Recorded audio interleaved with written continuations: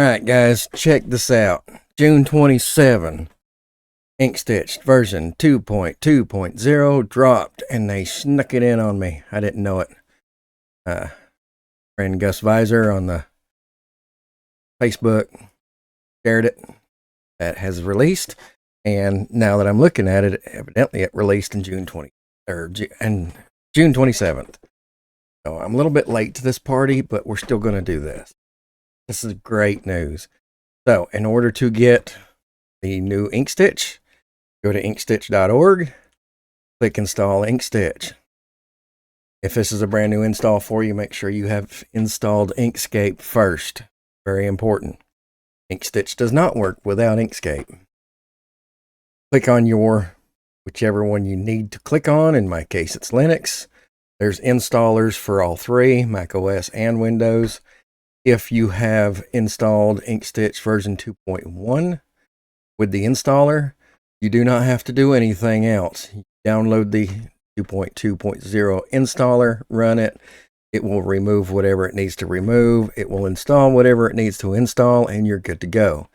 If you have a previous version that you did install manually the old-fashioned way, by moving files over to extensions, the extensions folder in Inkstitch, you will have to remove those manually first. And then you can install version 2.2.0 with the installer. There is also a tar.xz, which is a zip file that is the manual installer the way we used to do it. So in my case, I'm on Linux. If you're Deb Linux, RPM Linux, you pick one of those two. In my case, I'm on Monjero, which is a version, more or less version of Arch. And we'll have to do it with the .sh file. Easy to do. Even that's easy to do. So I'm going to save that to my computer. Close all these out. I'm going to open that folder up. I'm on KDE, so I have a terminal right down here underneath my folder view. Downloads, Inkstitch 2.2.0. On Windows and Mac, Windows, you just double click the install file, it'll install. Deb and RPM should do the same, unless you use Terminal. If you use Terminal, then you know what you're doing in Terminal. So there it is. Yes, I use Terminal. I don't know any other way to do this, actually. So I'm going to do that. Inkstitch 2.2. Tab will complete. That's not what I meant to do. I accidentally hit the enter. I think I need an SH in front of that. Been a few minutes. Okay. There we go. SH space dot / and then the install script. So that will run my installer.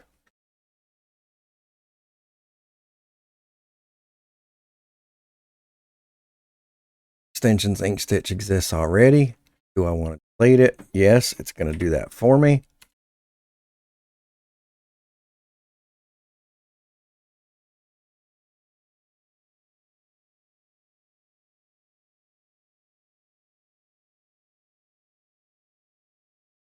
And please restart if it's already running. I don't have Inkscape running, so I don't have to restart anything. Just fire up Inkscape.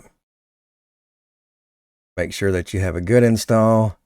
Go to Extensions, Inkstitch About, and it should say version 2.2.0 right here. And it does. I am on the new version. That quick, that easy. So, what was it, a week or two ago? I don't remember when it was. I did a preview of the lettering. So I didn't look at any of the other tools, but looks like we have a lot of tools new. Under commands, we have view, play or hide object commands. Oh my God, I love that. So one of the things that's always been kind of annoying. Oh man, that is awesome. Let me bring up something. I've been working on this one lately, so let me bring this one up. that one. So what that should do is now you can hide all these little scissor icons and such, and the little icons that you have for commands. You can hide those now. I wanted to see what size this is. It's actually not 71.13 because it's also measuring this scissors up. Awesome. So I'm going to go ahead and try that since I have this loaded up. I'm going to go to Commands, View, Display or Hide Object Commands. Do that. Oh, sweet. Thank you, thank you, thank you. Yes. In the words of Beavis and Butthead, yes. Okay, what else we got here? Inkstitch, that's the new commands. Scale command symbols so you can scale them up or down, make them bigger, smaller. Cutwork segmentation. Don't know what that is. I'm going to have to come back to you on that. I wonder if that is something to do with vinyl cutting. Because my stepdaughter, wife, do vinyl cuttings too. That would be nice. I don't know. I'm just guessing. Edit, duplicate params. Ah, sweet. I've gotten through like 3 new commands. I'm already in love. That is awesome. Restack objects in order of selection. That's cool. Okay, so we're going to take a look at that real quick. That restack in order of selection. So I'm going to make some things here.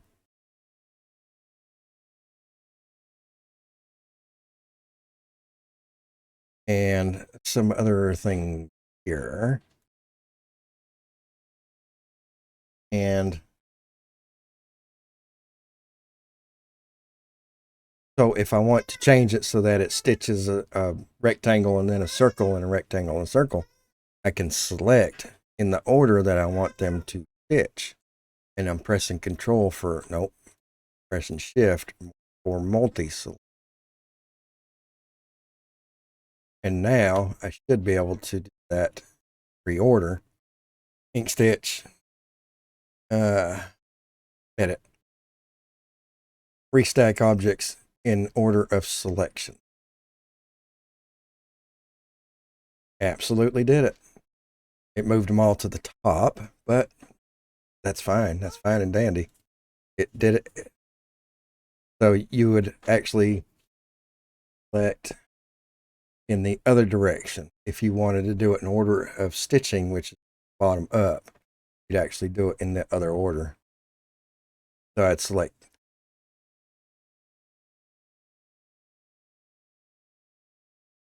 Anyway, we'll look at that some more in the future. But anyway, that's how that works. You can reorder in the selection. Click it and stack it up, and then you hit that selection order, and it'll change the path order for you. That is really, really cool. Selection to guideline, that's cool, and selection to pattern. Okay, that's the new pattern fill I'm getting. Font management, all the same things that were there before. Lettering, and I did do a preview on some of these. If there's anything in here that I've forgotten about. Oh, the reason it's showing everything twice is because when I did the preview for the upcoming fonts, I put them in their own folder and told Inkstitch that was my custom font folder. So now I have 2 of everything. So I don't see anything. And I will link that preview on the fonts up ahead so you can, or up above so you can look at those, because it looks like everything that I listed through is here. And I did actually mention Roman AGS and Roman AGS bicolor. Those used to be named Romana Gusa. So these are the same thing, it's just a different name. Probably had to name it something different for legal purposes, would be my guess. So I'll link that back to Inkstitch. We did the lettering params. Let's see if there's anything params. Yeah, I know. Actually have an object params on. That makes sense. Params. Method, running stitch. Yep, that's a Linux thing. I got to move us over. Running stitch, ripple. Ah, that's interesting.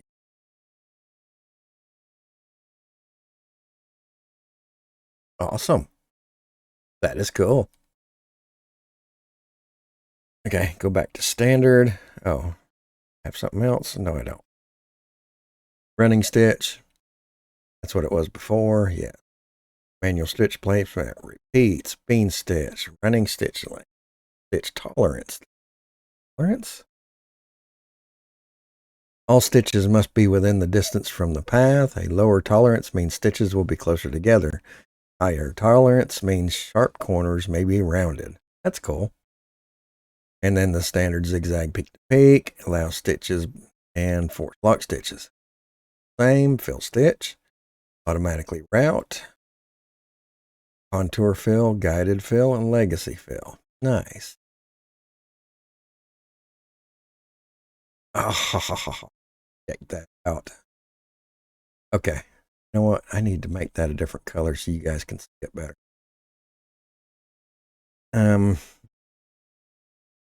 Okay, that's better. So let me do those two again, just in case you didn't get to see them very well. Okay, so I've got the running stitch. That's what we're used to. Now we have a ripple. Ripple is going to go in. That is cool. I'm going to set that back on running stitch. I'm going to go to the fill stitch. Fill method right now is autofill, so we're used to that. Now we have other options. There's a contour fill. Check that out. Oh, that is so cool. And then we have guided fill, which might be, yeah, we have to do other things. Okay. And then legacy fill, which is probably, oh, legacy fill does not have an underlay. Interesting. Go back to autofill. Band, angle line of stitches, maximum space. Running stitch tolerance. There's that tolerance again. Skip last stitch and stagger this many. So fill underlay is nothing new. I don't think I see anything new in a fill underlay. Excellent. Now, let's do satin stitch. Stroke style. Let's make that a 4 to 5. Sure. And now we're going to go to extensions Inkstitch and we're going to go to, where is Satin? Tools, Satin. Okay. It'll take a minute to get to. So tools, fill. Okay. Tools, fill is where break apart is now. Okay. Tools, Satin. Tools, stroke. Route running stitch. Okay. Troubleshoot. Same. Visualize and export density map. Okay, I got to do that first. Number of stitches 6 within a radius of 5. Yellow markers, number of stitches 3 within a radius of, and I would actually brought red markers I would take down personally. I've been using Inkstitch for a while now and at a professional level, so I would actually take this down to 3 and 2. 9 layer visibility. Unchanged. Hit apply.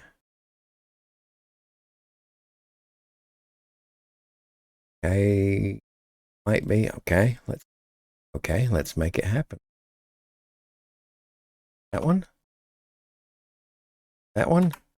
And we'll do one right over the top of that. Then that one back. Okay, so let's try that density map again. Now that I put a whole bunch of fills on top of fills. I remember where it was. Oh, right here. Density map. Visualize and export. Density map. It kept my settings. That's good. So hit apply.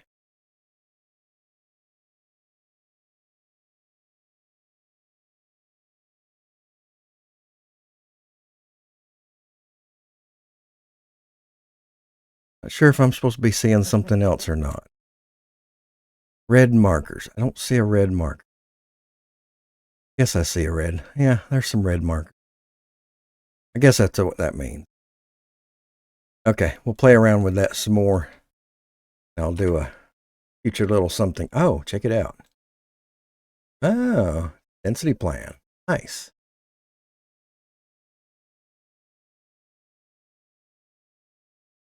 Okay. Yep, that'll work. Okay, back to what I was doing. Inkstitch and Tools Satin, convert line to Satin.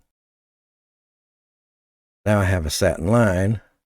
Let's see if we have any new parameters in a Satin stroke. Okay. There's my Satin.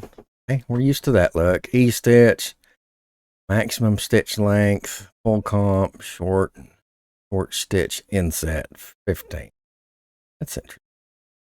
Stitches in areas with high density will be shortened by this amount. Oh, that's handy. Zigzag, peak, everything else is the same. We got center walk, contour, zigzag, and stroke.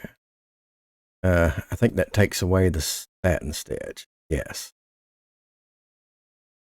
That should give me my satin stitch back. Yes, it does. Alrighty.